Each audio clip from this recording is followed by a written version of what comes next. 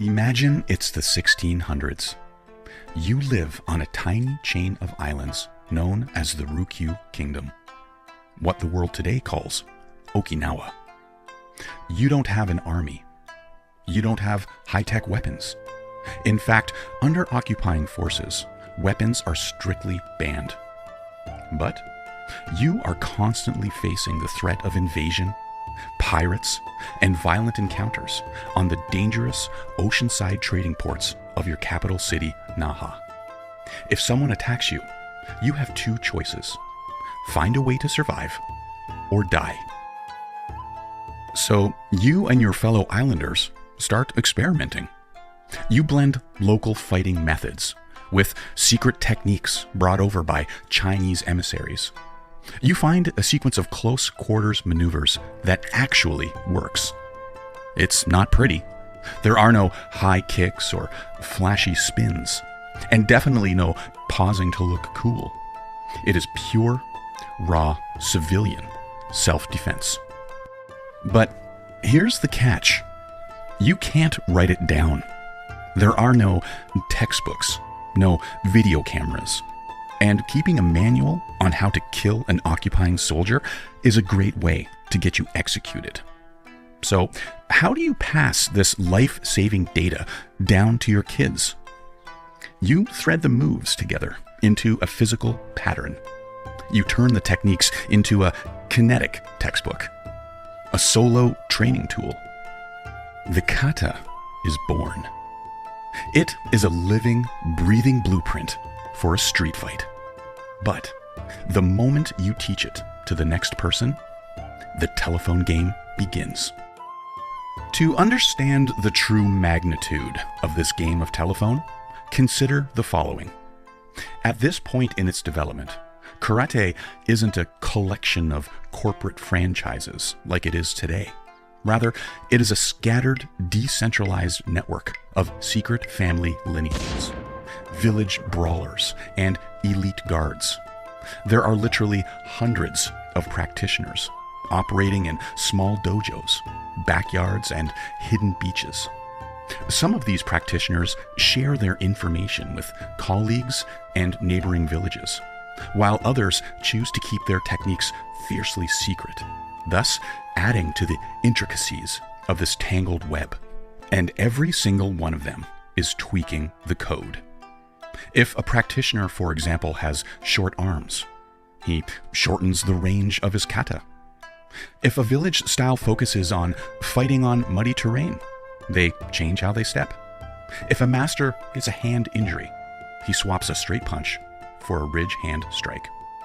The entire island is a living, breathing laboratory of human combat, where kata is constantly being bent and stretched and rewritten to match the physical reality of the person performing it. In this vast sea of constant modification, happening over decades and centuries, a few names rise to legendary status. Enter Bushi Matsumura Sokan, the chief martial arts instructor and bodyguard to the king of Okinawa. Matsumura travels to China, studies elite martial arts, and returns to refine the old island katas. Because his job is to protect royalty from professional assassination, he tightens the biomechanics. He takes raw ancient forms and shapes them into legendary high-precision katas still practiced globally today, like Matsumura Pasai, which later evolved and changed into the famous Basai Dai and Shinto. He strips out anything too slow or flowery, adapting the movements to match the cold, uncompromising precision required of a palace guard. Matsumura teaches a brilliant student named Anko Itoso. Now, Itoso is a visionary, but he wants to bring karate out of the secret palace walls and into public school systems. He looks at Matsumura's lethal, jagged katas and realizes it's way too dangerous for children. So what does he do? He modifies the kata again. He strips out the deadly eye gouges and lethal strikes and creates the Pinan or Hinan katas, and formats the art for mass education. Itoso's modified lineage becomes the structural backbone for almost every major style we know today, including Shotokan, Shito-ryu, and Shorin-ryu. Meanwhile, just a few miles away in the port town of Tomari, another master named Kosaku Matsumura is working on the exact same art. Matsumura didn't serve kings. He trained in secret with low-profile Chinese refugees. Matsumura focuses on fluid, deceptive body shifting, heavy open-hand traps, and explosive cover-ups. His unique modifications heavily influenced the Tomari-te stream, which directly shaped the dynamic weapons and empty-hand flows found in modern Matsubayashi-ryu. The telephone game continues to march slowly and persistently straight into the 20th century, eventually reaching Shotoku Kaien.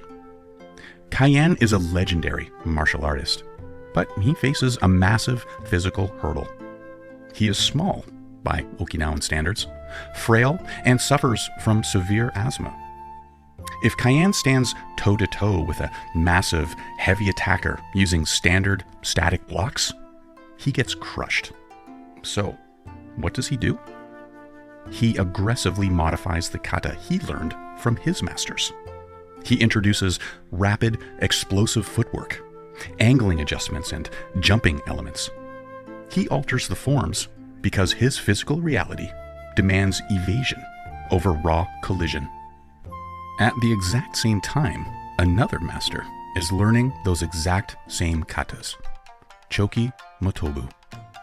Motobu doesn't care about palace prestige or public school geometry. He is a legendary street fighter who tests his karate in the rough nightlife districts of Naha. Motobu looks at the same forms and adapts them for dirty, close-quarters combat, emphasizing low, heavy structures, short-range punches, and constant pressure. Same katas, two completely different masters, two completely different versions, both modified to fit real-world survival. By the mid-20th century, karate undergoes a massive corporate rebrand. It's no longer just a loose collection of island combat secrets. It's being exported to mainland Japan and the Western world. To do that, it needs structure. Masters across the martial arts world are busy inventing official styles and establishing governing bodies. Gichin Funakoshi codifies Shotokan. Kojun Miyagi trademark registers Gojo-ryu. And Kenwa Mabuni creates Shito-ryu, each teaching their own unique, heavily modified versions of the exact same classical katas. Riding this massive wave of modernization, Shoshin Nagamine steps up to anchor his own corner of the Okinawan heritage. He takes the distinct, heavily modified streams from his specific teachers, including Kaien and Motobu, and synthesizes them into a single official curriculum of 18 katas, founding Matsubayashi-ryu. He writes the definitive books, films the techniques, and sets his specific version in stone. But just like Shotokan or Gojo-ryu before him, his version is simply a snapshot of a living, breathing combat system frozen at a specific moment in 20th century history. Then came karate competitions. Suddenly, kata wasn't about surviving a violent encounter on the docks of Naha. It was about pleasing a panel of judges sitting at a plastic table. To score points, the speed and compact, lethal power generation of combat were replaced by artistic posturing, theatrical pauses, and exaggerated shapes. Karate itself became a museum piece, where people forgot that turning your back to an active attacker at the end of a form like Wanshu, just to look formal, is a great way to get yourself killed on those dangerous 16th century trading ports of Naha. So, When a practitioner looks at a sequence today and alters a movement because it leaves them tactically exposed, for example, they aren't ruining the original, because there never was an original. Karate, no matter what style or lineage you follow, is not a fossil to be preserved in amber.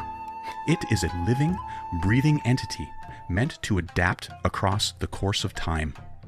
The old masters gave us a framework, but they also gave us permission to think.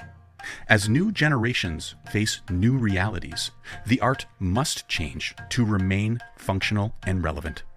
True tradition isn't about worshiping the ashes of the past. It's about keeping the fire burning. Stop practicing a dance routine.